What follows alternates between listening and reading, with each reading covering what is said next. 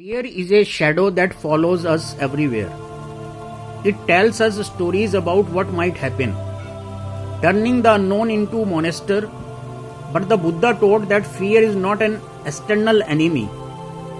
It is a flicker of the mind fueled by ignorance and attachment. There is a famous Buddhist parable about a traveler walking down a dark path at dusk. Suddenly he sees a coiled snake lying in the middle of the road. His heart races, his breath tightens, and he is paralyzed with terror. He stands there for hours, trembling in the cold.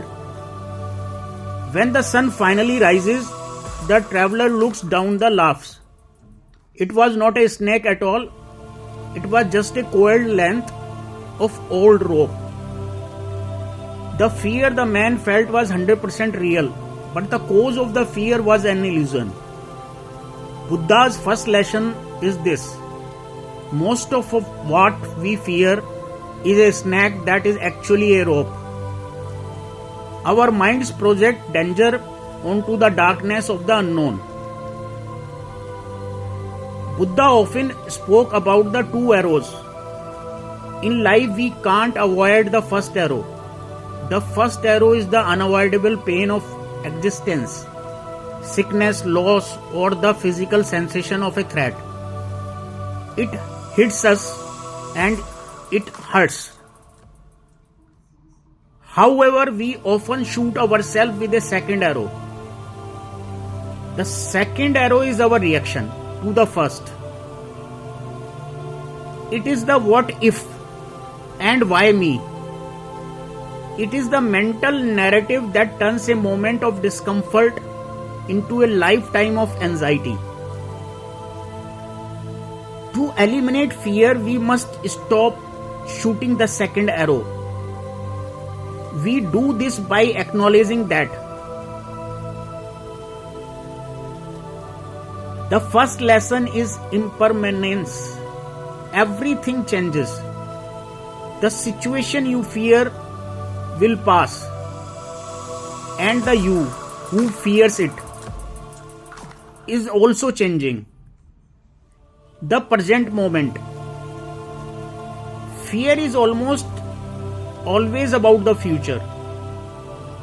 It cannot survive in the now.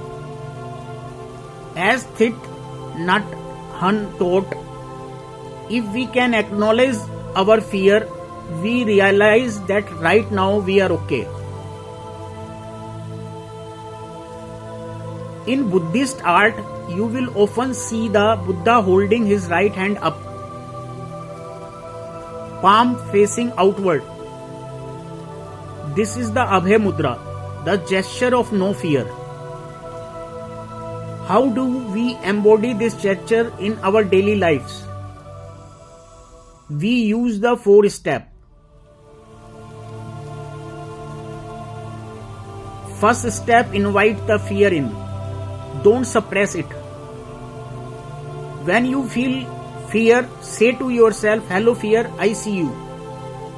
Like a mother holding a crying child. Embrace the feeling without judgment. Step 2. Observe the body. Where is the fear? Is it a tightness in your chest? A fluttering in your stomach?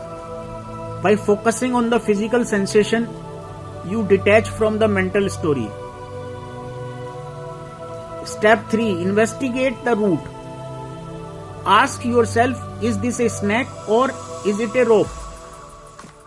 Am I reacting a real danger or a projection of my ego? Step 4. Practice loving kindness. Buddha taught the Metta Sutta especially to monks who were afraid of dark forest. By wishing peace for yourself and others, you replace the contradiction of fear with the expansion of love. True fearlessness is not the absence of fear. It is the presence of awareness. When you sit in the meditation and watch your fear rise and fall like waves in the ocean, you realize you are the ocean, not the waves. You begin to understand that the self you are trying so hard to protect is also a flowing process. When there is no ego to defend, there is nothing for fear to cling to.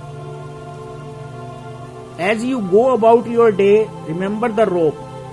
When your heart says to race, take a deep breath, bring your mind back to your feet on the ground, smile at the snake until you see the rope.